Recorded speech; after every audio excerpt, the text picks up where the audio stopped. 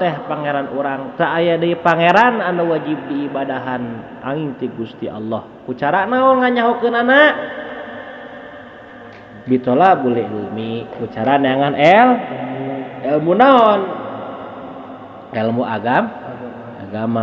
agama nu mana ku wasilahna urang diajar ilmu agama mempelajari ilmu agama dina bab tauhidna dina bab syariatna dina bab marifahna jeung lain sajabina eta ngajadikeun cukang lantaran tambah-tambah keyakinan jeung kanyaho urang ka Allah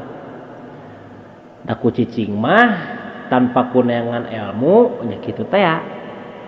bakal ada kurang ngayakinkeunna ka Allah teh jeung moal nyaho saukur tuturut munding ya teh nya